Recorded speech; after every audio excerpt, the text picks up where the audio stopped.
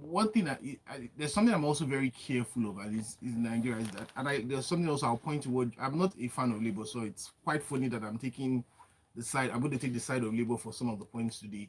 One of the things that Mr. Ijeri also pointed out, that it's that they have a right to carry out rallies, they have a right to perform, to go on protests, and that it's the function of the security forces to ensure that there's safety and security at those points. Because unfortunately in Nigeria, we've gotten to this point that whenever anybody wants to go on a protest or rally that is anti-government or typically anti-government, Yeah. the threat or what we hear from the police is that, oh, cannot go on that protest because of it will be hijacked by hoodlums and we're taking over. And for me, it's almost double speak. It's basically the police or security forces telling you we cannot guarantee security. It will be hijacked. We won't guarantee that every law and order will fall apart. And the question I always ask is, what then is the job of the security forces? They cannot guarantee security for a protest. So a protest is the legitimate right of any citizen of a country. What the job of whoever wants to plan a protest is to inform the security forces that I will plan a protest, so they can put their plans into order to ensure safety and give them whatever conditions they require. Oh, you should not get this far because it will block traffic or it will upset this. Those are things, those are kind of engagements we want to see from security forces. But on the part of Labour, it's not just enough to have this peaceful protest on the day or wait till the 19th to come and down. And one of the things I've always said is that some of these engagements should have happened beforehand. And even after the August 19th, the president has rolled out all these plans. It is not for Labour to go and sit down and wait for his constituent units to have fallouts in their agreements with the federal government at different points and now go on strike. Become a partner in this process. Set milestones that are measurable and achievable, where the government has to come and give you feedback over a period of time, and we can measure those like milestones and say we have achieved this, or we are not able to achieve this because of X and Y reasons. So we are partners in this thing. Okay. I want to see the day when Labour becomes less reactionary and more becomes a partner into where we want to be as Nigeria. Okay, many issues to pick from that, Labour, but then because we still got some more papers to pick up, let's go to the Premium Times this morning, where federal government to support 75 businesses with 75 billion naira credit. There's a fallout of the president's speech last night. So President Bola Tinubu on Monday said the federal government will spend 75 billion to fund 75 enterprises with great potential to kickstart a sustainable economic growth, accelerate structural transformation, and improve productivity. Now, stop there. Does this look like the government is being railroaded into hasty measures as it is right now? Like you are doing everything midstream while the ship is already sailing and it's gone away from the port? So while there's some urgency in what the government needs to do, these were things that had to be done. Either we had removed either they had removed subsidy or not removed subsidy. We're in a position where where Nigeria is not a productive country. Let's put it at least at the level where we ought to be. We don't control our foreign exchange flows, the prices of our naira exchange, because basically, how much are we pushing out? Every government has come in the last 16 years or so has talked about increasing non-oil exports, and in the meanwhile, we have lost even our hold on the oil exports, where we are losing when we're not able to meet up with our targets based due to what we call oil theft. And we hear about oil theft, we've heard about it every year, but very few, if anybody, has been held accountable for the oil theft. So it's almost like, there's a genie doing something and moving oil, mysteriously out of Nigeria into somebody else's pockets. But that's by the point. So the president has rolled out these things, and when it comes to government direct intervention into the economy, I sit on both sides of the fence. In a capitalist economy, you expect that there's more should be driven by the private sector. Most of the activities in the economy should be driven by the private sector. But there are points, even in the most famous private sectors in the world, or countries known for their capitalist approach in the world, like the US, where the government has had to intervene heavily to at least to kickstart that economic move. And so this is one of those things that I believe, if actually put right, can trigger some of the economic growth that we need to see. 75 years, 75 is a number, but we have to start from somewhere in reality. So I'm not going to beat on this too much. Okay, Chibuzor, that also brings me, because now Labour would say, give us a timeline, show working. And the president in the speech has also mentioned that this rollout of this funding for small, medium scale businesses in the country would be running from between July 2023 and March next year. So there's a timeline set to this already. So do you think Nigerians have the patience to wait to see all of these materialize?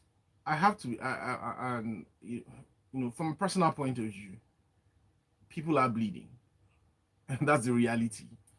But, and I've told everybody, this has been my opinion from day one. Any government, in fact, if had if somebody had come and offered me the presidency of Nigeria at May 29, I said no.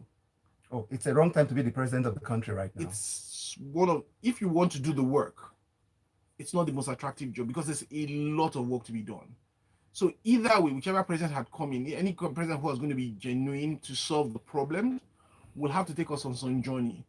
How that journey is going to go is the problem. So, and yes, like I said, anybody who knows me knows I'm not a fan of the president, but he's come out and owned the fact that some of these things could have been on ground before they made those decisions, but they've had to make those decisions because there was no budgetary allocation for subsidies, and they've had to take the direction they have to take.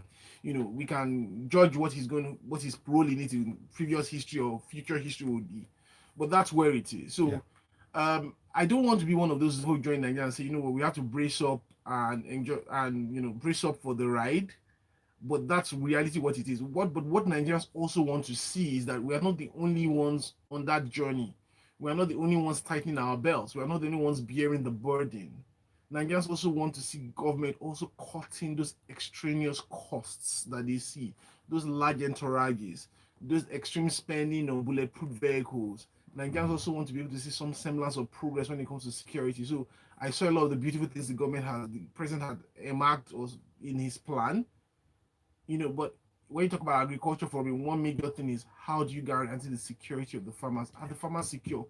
Today in the country, there are stories of parts of this country today where farmers cannot able to go to the farms, or where they have to pay particular groups monies to allow them access to their farms today. Okay. And with adjoining the other factors like infrastructure, we have the ripple effect across the country. So it's, yes, you can release the national grain reserves, but those things have to get from somewhere to somewhere. Farmers have to, one of the beautiful things about farming is not just getting the farmers to increase production, it's getting farmers to get value from what they are producing. Can the farmer, from the farmer in Makodi or the farmer somewhere in Boko or in somewhere in the east, can he get value from the tubers of yams he spent an entire season cultivating to send his kids to school?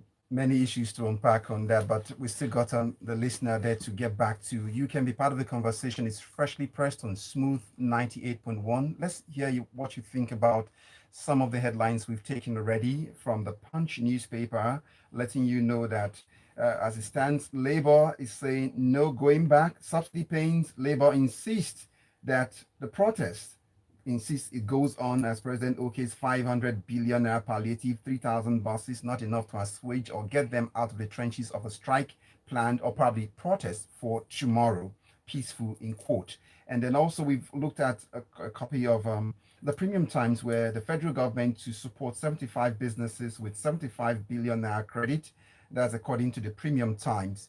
So let's see what some of the messages on the WhatsApp platform is looking like this morning. I've got this one here from Oloni Lua from Magodo, GRE. Isheri says, good morning. It was reassuring broadcast from the president yesterday, but even as the masses are being urged to bear with the government, there is no mention as to when the refineries will start producing fuel for our local consumption, and also how the cost of governance will be reduced. Well, just taking those thoughts right out of your lips this morning. That's from Oloni Lua from Magodo, GRA, Sherry.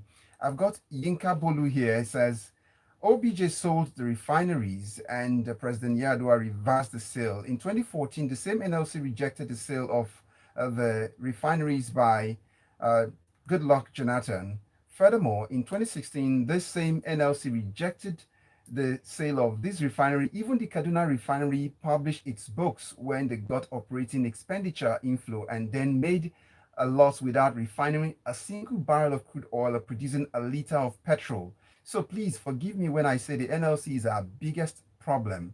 Same people claiming they own a political party currently looking for what is not lost.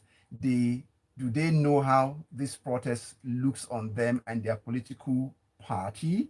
Well, Chibuzor, a whole lot from the sideline. Stray oral bullets flying across this morning. But let's see what Austin here says. Austin says, "Good morning. The president promised to provide 3,000 buses to cushion the impact for the effect of subsidy removal. I hope it will buy most of these buses that were made in Nigeria, like the ones manufactured by Innocent Motors and others, in order to keep their business alive, because they have employed a lot of Nigerians." So he says, in quote, "The rich also cries." Austin from Satellite. So we expect to get more messages like these also. Let's hear what you think about the headlines on 0809 444 0981. Chibuzor, back onto our next item. It's a link also to the story we just looked at from the Premium Times. Lagos reduces bus fares by 50%. That's according to the Premium Times. That's saying that Governor Babajide Sanwo-Olu has slashed the fares of bus owned by the government by 50% to cushion the effect of the fuel subsidy. So take it away for us. Okay, so one of the things I like, there's a popular saying that a lot of people trolled, and it's been out for years, that there's nothing free even in Freetown. The governor of Lagos State has reeled out one of his palliative measures to ease the burden transport wise and obviously cost wise to citizens of Lagos State, or residents of Lagos State, if I'll put it that way, and which is by reducing the cost on their transport through I'm not sure if they are now Lagos State owned buses or Lagos State operated Lamata buses. So that obviously would have its direct effect, which is reducing cost. So I'm sorry to cut in here, but these buses today, they don't run on urine or probably on water. It's the same thing. So that's why I stay with the fact that there's nothing free in Freetown. Okay. There's a cost for running those buses. That's the reality. So is it that subsidy in itself? Is it not subsidizing itself again? I think there's always been the argument of what are we subsidizing? Are we subsidizing consumption? Are we subsidizing production? So in this instance, there are some things that are social interventions which would happen in any economy. Either you have subsidy removal or non-subsidy removal. You know, in other climes, you have things like bus tickets that give you some discounted cost across a period of time. So there are things like that could have been rolled out or can be rolled out. The only challenge I would have with this is how long is it going to happen, because buses are assets that would have to fall apart, will need repair costs. The government is going to have to be a cost, like Omatseye has pointed out, not only in fueling it, but also maintaining these vehicles. So basically, at the end of the day, you are looking at an instance where the government is going to get less in theory, if the pricing was right to start with, than they've actually invested into these buses. So the cost of replacing them or repairing them will have to be borne somehow from the same budgets. And don't forget, the budget is finite. So we're going to have to pick our poison in this thing while we go along this journey. But it's something that would have a direct impact on most of the people who use these buses, so these Lamata vehicles, on a day-to-day basis. But also, I need to point out also that we also have other means of transport, like the boats and all that. And the truth is that even the increase in fuel affected a lot of the smaller boats. So the cost from moving between Ikorodu to Ikoyi, for instance, doubled for a lot of people. The same thing for my Jordan, and a lot of the lower income people, a lot of people live around those areas and are spending those costs down here. So I would like to see that go around in other means of transportation. I know CNG has been thrown around a lot, and we're waiting to see how that comes into place. The one that interests me also is the 25% reduction in yellow buses. And I'm speaking from personal experience. I thought they've come out to clarify that they're just Lagos State owned buses, the Lamata, but now looking at business theory, if we're business people and I reduce my price, wouldn't that force you to crash your price also? So it depends on the volume. So a lot of this, anybody who has used those buses know that you can find them on several routes. They are more widespread now than they were some years ago, but they are not also enough to take everybody in Lagos, so a large population of people. So obviously, people are always, even without reducing the prices, some people have always utilized these buses as opposed to the yellow buses. But when you go into even the inner areas and some of the neighborhoods where you don't have the best roads or the most motorable roads, those are where the yellow buses hold sway. And like I said, I'm looking through the story, so I'm not aware of the clarification of 25%. I was just wondering how they were going to get that to happen, but that's the reality. That yes, it is going to help. It's going to help a chunk of people, and that's what the government can control. Okay. They cannot control what a private person does. But like you said, if prices drop in one market and people have alternates, then people are going to choose which one pays their pocket the most. Okay, so that also, let's also put it out there that this was the same Lamata and the same government system where the bosses came out sometime and said the cost at some time about over a year ago to say the cost of operation has gone high, so we have to increase. What has changed now that you're going to go by this crashing the price now? I don't think I don't think anything has changed. The government hasn't told us anything has changed. That's why that's why I'm very wary about that cost impact, because I do, and that's why for me, citizens, Lagos, Nigeria need to keep their eye on the ball. When some of these things come out, the government is going to shift that to some other budget line. So when you see it as an increased cost and people are lamenting, understand that that cost has hit another budget line somewhere. Chibuzor, let's get on to the Nation newspaper. The Nation newspaper comes with the headline. It says, Tinubu directs removal of restriction on students' loans processes. That's according to the Nation newspaper. When would we begin to see this implementation, Chibuzor? I do not know, to be truthful. One of the challenges I had, and when I saw the student loan bill when it was finally passed. Have you seen a copy of that, the real copy? Well, I haven't seen a real copy. I have gone through the details of what it's supposed to be in, and I had to raise a lot of objections because I'm to be truthful, and I have to put it out there. I've been one of those people who have always said that we needed to have some level of intervention, because I have a lot of contemporaries, a lot of people have always called, we need that. Our education is rubbish today because we are not charging properly. People are not paying the right prices. We need to right price like every other thing in the economy. And one of the things I've always asked that you cannot bring what happens in the US, for instance. And to be truthful, even in the US, they are struggling with their students loan. They are struggling with student loans at the moment. The government is struggling. The people are struggling with this. The government is struggling how to deal with it going forward. You can't bring what happens in places like the US, where there are a lot of interventions, a lot of possible sources where students can get their education funded. Yeah. And compare with Nigeria, where they don't happen. In reality, most Nigerians don't even know that we have scholarships and things that happen within the country, because like every other thing in this country, and I'm saying this unofficially, those things have been cornered by some few people. Okay. So you don't have those interventions coming in to fund people's education, and the students couldn't take loans. Now the government has brought this bill. The bill, by every effect, based on what we have on the table today, is not perfect. The entry limit is possibly too low.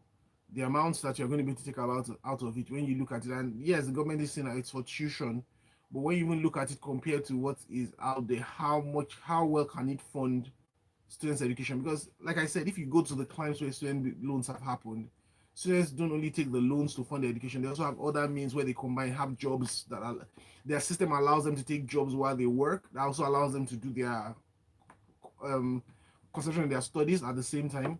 But we need to create this kind of environments here. So the law itself, because it's the law today, needs to be taken another look at. And I like the fact that the president has actually spoken about the processes to access it, because for me, I believe there was a lot of bureaucracy built into this process. Having to get someone to sign off, it reminds me of trying to get a federal mortgage to get a house in Nigeria. I know myself and a lot of friends are still waiting, for that. Okay. So it certainly has 4 years to go to school and graduate. Now we must grab a copy of the Vanguard newspaper here, and the Vanguard newspaper coming on now says, Oyo workers protest, lock state secretariat, demand palliatives. So it seems this is more like the protest before the actual protest would kick off. That's what we're seeing. Take us through that. So what you've seen in Oyo State is that you have civil servants basically who have locked up the state secretariat in Ibadan. You have the pensioners, you have the NLC, the TUC, NOGA, that's the National Union of Local Government Employees, and their affiliates who are part of this. And it's a mix of issues. There's the request for the palliatives and improving the economic well-being, but they also demanded there are things like payments of leave bonuses, gratuities to their retirees which hasn't happened since 2021, promotion letters for 2021 and 2022. Yeah. So some of these things are not directly they're not directly linked to what is happening now in terms of subsidies removal and all that. There are things that are tied to the process and the way government have been run previously. And they've come to see the governor and they're basically taking what they've done what most unions do and what most people tend to do, which is how do I hold this man to the point where you can have a discussion with him, which is by going on strike, disrupting work, and doing all that. Okay. It for me it's always sad, especially when I see pensioners in this, because most of the picture I have of pensioners are people who have left their productive years of work. We can question how much work they did in the civil service, but yes, they have gone through that process. They've gone to particular ages where they expect that work or that employment should be bringing something to their table today, but now they are being denied those benefits. So I am hoping that the Oyo State government actually reaches out to them, tries to sort out some of the problems. All the states are going to have this kind of report because, 2 years ago, a year ago, people had a bit more in their pockets, and even their families and people, they had more support systems. Now everybody has less in their pocket to even support anyone. A drowning man can't pull out somebody else from the water. So they are going to see a lot of push and pressure on governments to actually pay. So I'd like us to go quickly to our final paper, and that's the Premium Times once again. Diphtheria, but let's just put that on hold and quickly get some messages in quickly before we wrap up. This one comes in from Tony. He says, can anyone really point out a time or occasion when government timeline worked?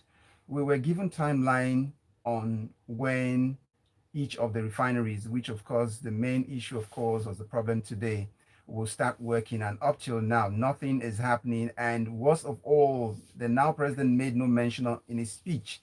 Is there something these people know, think, or are doing that we do not know? It leaves us to question. Let it be seen that everyone is managing. That includes those running government, and Nigerians will be fine. So it's more like practice what you preach, and Nigerians will just be comfortable. Not saying tighten your belt when the waist isn't even there any longer because of prolonged tightening of the belt. But let's see this one here. Lamata controlled by uses like the BRT, buses like the BRT have a 50% reduction, and the NURT controlled buses at 25% reduction in fares. Implementing the BRT reduction ain't a problem. It is the NURT buses that might be the issue. That's according to this message sent in here from Yinka Bolu. Let's take one more message. This guy is coming for you, Chibuzor. Ken from Lekki says, why attack labor? Government apologies should not expose their... Okay, it goes on. It just comes for you anyway. Partisanship while applauding a government that has not impressed despite claims of possessing an acumen of pick the best brains for governance, and it goes on and on. But Ken from Lekki, we appreciate the time you took to correct that. I'm not, like I've said, anybody who knows me knows I'm not a government apologist. I'm not, like I said, I've never really been a fan of the president. One of the things I always push is that the citizens need to take more of a forward role. Labor needs to be at the spirit of that. That's the role I see unions playing. I'm not saying they don't have a right to protest. I've said they do have a right to protest, but they also have a right to engage, and they have a responsibility. Not a right, but a responsibility to engage the government, and a responsibility to lead on behalf of the people in that engagement. Individual citizens need to speak up. We need to make our taxes work, both formally and informally, because hey, we're going to talk only about payee. The guys on the street, the guy who has the shop money is being collected from, that needs to speak out. But labor are in the forefront of that. That's what I'm asking them to do, to push out and make that voice heard. Time fast spent already. Still Chibuzor. Definitely someone is coming. But I take this last message. Osita Chibuike says, Tinubu's plan of palliative on removal of subsidies simply makes a good read, but wait for its full implementation and impact on Nigerians. That's when such plans should be celebrated. True. The plan should include building of the refineries. Also, insecurity is the major cause of food scarcity in Nigeria, from Osita Chibike. I see lots of messages coming in response to yesterday's speech. And Chibuzor, want to say thank you so much for your time, helping us dissect some of the papers today. Thank you so much. Thank you so much. And I say thank you to Yinka Bolu, Alex, El Como, and Anthony. I see all your messages. Thank you all so much. It's been freshly pressed on Smooth 98.1. My name is Omatseye Atsenuwa.